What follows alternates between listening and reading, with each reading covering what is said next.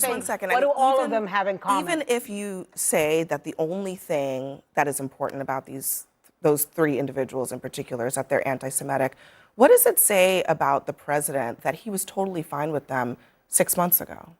Hey, welcome back to the channel. So glad you decided to stop by today because trust me, you picked the right video to click on. Today we are breaking down an absolutely electric panel clash where David Hogg, the gun control activist and school shooting survivor, goes head-to-head with conservative voice Scott Jennings over something nobody saw coming. Marjorie Taylor Greene and Candace Owens have publicly broken with the president, and now Ilhan Omar and Pete Buttigieg are saying Democrats should actually welcome them in. But David has a very personal history with Marjorie, and what he reveals in this segment is something you have to hear for yourself. Stick around all the way through because the moment David corners Scott with one simple question, you will understand exactly why this clip is going viral right now. Also, I'll drop a comment and let me know what country or city you are tuning in from. I love seeing how far this channel reaches, and I read every single one. Alright, enough from me. Let's get straight into it. Since the topic is adopting the kooks that defected from MAGA and now are considering the Democratic Party, I just would warn the Democratic Party because, to Scott's point, I mean, these are conspiracy theorists who believe that there's a Jewish cabal controlling the country, pulling the puppet strings, and that are going to destroy America. Tonight, Ilhan Omar is applauding MAGA stars Candace Owens and Marjorie Taylor Greene for breaking with Donald Trump and expressing their buyer's remorse. The thing that has been very fascinating, especially about Marjorie and Candace, is that they are not just coming out like the other ones that you'd mentioned, where they're saying this action is wrong, right? They're saying, I am done with you. We should give them credit for that. So if somebody is ready to take that step and at least talk to us and maybe do something differently, the message cannot be, I told you so. The message has to be, welcome aboard. What else can we do together? Ilhan Omar is saying, give them credit. Pete Buttigieg is saying, let's hold hands and say, what can we do together? Do you think that's the right move? So look, I have to address something first, which is that when I was, I've had a personal interaction with Marjorie Taylor Greene. When I was 18 after the shooting at my high school, when I was lobbying members of Congress, my fellow activists in March for Our Lives, Marjorie Taylor Greene, before she was a member, started chasing me around saying that the shooting at my high school didn't happen, that I was a crisis actor, that I was paid by the government to do all these just horrible things that are completely false. And at the same time, what those conversations that they're talking about remind me of is my own evolution as an activist. In terms of when I was in college, I didn't go to college to just be surrounded by a bunch of liberals necessarily. I know that's hard for you guys to believe, but it's true. That's why I joined the shooting club when I was in college. And as you can imagine, Scott, I was not very popular there. But it's important to talk to people who disagree with us, because ultimately, even though we're Democrats and Republicans, we have to find what little overlap there is that we can move forward on. And look, we can speculate all we want on her intentions and why she's doing this ultimately. But from my perspective, I'm willing to take that first step and have that conversation with her. And I would challenge her to this too.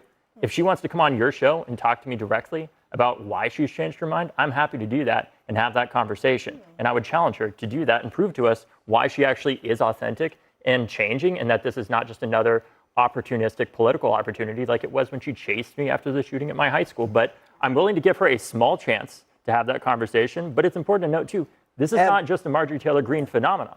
We're seeing Tucker Carlson. We're seeing people across the board defect increasingly from Trump. Okay. What do all those people have in? What do all those people have in common, by the way? Trump. What is it they all have in 6 months common? ago, and now he doesn't. When I hear Ilhan Omar, you know what I hear? How do you do, fellow anti-Semites? That's what I hear. Yeah, that's this is about Israel. There is a thread here, and it's so transparently obvious. And I'll be honest, I think what she did to you is abhorrent. She was a clown then. She's a clown now. This entire thing for her is political. Trump didn't want to back her in a statewide race in Georgia, and she's a conspiracy theorist then, and she's a conspiracy theorist now. And I would call. Okay, let's get right into this, because what David Hogg just walked into the room with is something I don't think a lot of people are emotionally prepared for. You have a young man who survived one of the most horrific school shootings in modern American history, and the woman currently trying to rebrand herself as some kind of political freethinker, Marjorie Taylor Greene, literally stalked him when he was 18 years old. not disagreed with him, not debated him, chased him through hallways claiming the massacre at his school did not happen, and now she wants a seat at the Democratic table? Are you kidding me? Here is what blows my mind. David actually sat there and said he is willing to give her a small chance. He said, prove to us why she is authentic and changing and that this is not just another opportunistic political opportunity. That is maturity I honestly do not know if I could muster myself. Because let me tell you something, if somebody accused me of being a paid crisis actor after watching my classmates get killed, I would not be extending olive branches. I would be extending a restraining order. And you have to understand why David's personal story matters so much here. It is not just emotional, it is strategic. Because even Scott Jennings, the conservative at the table, was forced to say this. He said what she did to you is abhorrent. She was a clown then. She's a clown now. When even the guy brought in to defend the right has to publicly agree that Marjorie's behavior was disgraceful, the argument is already over. The panel did not need to land a punch. She knocked herself out years ago. This is the part people do not realize. Now Marjorie didn't have some great awakening. She didn't find wisdom. She got passed over for a statewide race and suddenly discovered a conscience. Please. I would caution you. I don't think Joe Rogan is. though. I don't think Joe Rogan's an anti-Semite. I don't think Andrew Schultz is an anti-Semite. I don't think Eric Erickson is an anti-Semite. No. I think there's a lot of people around the country whose names we don't know who were We're very talking about supportive. Marjorie Taylor Greene, No, but Tucker you're Carlson. bringing, you're But saying, again, you're hold on, bringing just other one people. but You're just saying, one second. what do all Even- of them have in common? Even if you say that the only thing that is important about those three individuals in particular is that they're anti-Semitic, what does it say about the president that he was totally fine with them 6 months ago? Well, and they were totally fine with him. What does it say? Look, he attracted a lot of people, and some of the people that he attracted, like that have those views, I completely and totally disagree with. And he has been quite clear about his views on these issues, and he has led the party away from those views, and that's frankly one of the reasons they're not in it He anymore. spoke on the phone with Tucker Carlson about 6 weeks ago. What did he say? What did he according say? to the What did he reporting. say about him last week? But why? I mean, look, you're arguing to me that they are repulsive people who are anti-Semitic. The president of the United States is on the phone with them, and he suddenly- disavowed them last no, week. he- I'm just saying. I think That's that the was legal Abby that you're talking but about. let's go back to what David said, because I think it's important. I mean, is there a way to work with a Marjorie Taylor Greene, or I mean, Candace Owens? Marjorie Taylor Candace Owens, Greene. really?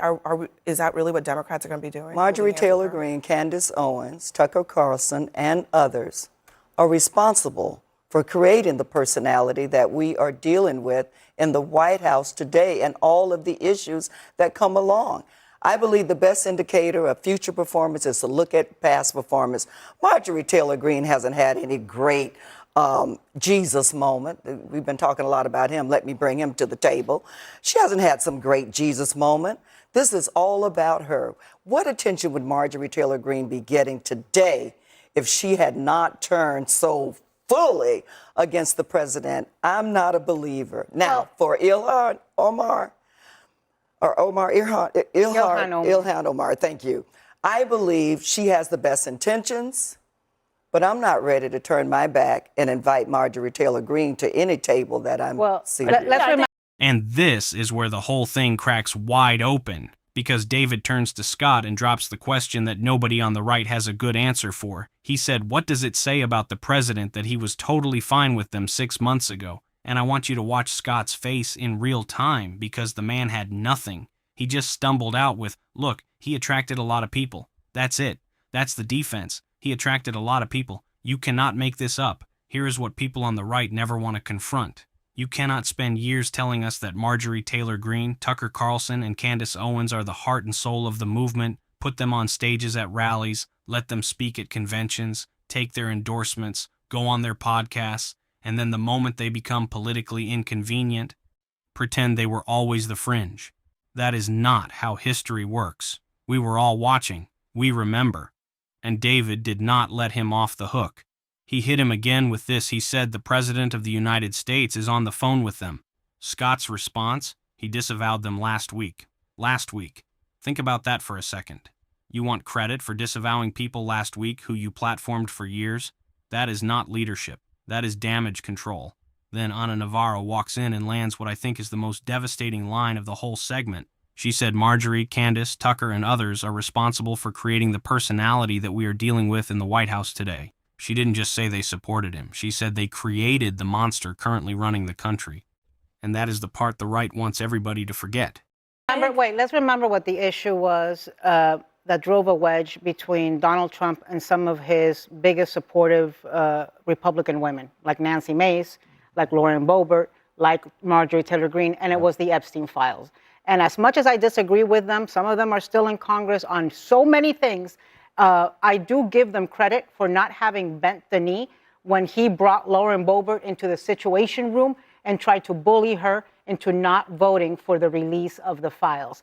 Now, what I would say to Ilhan Omar, what I would say to Pete Buttigieg, as somebody who broke with my party in 2015, the minute the guy came down the escalator and started talking about Mexicans and immigrants, is that it is hard. Pete Buttigieg is right. When you've been part of a party your entire life, when your circles, your social circles, your family circles, your professional circles are made up in that party, it is very hard to make that break. But I don't think Democrats have to say, come in, the water is warm, because it is a personal decision.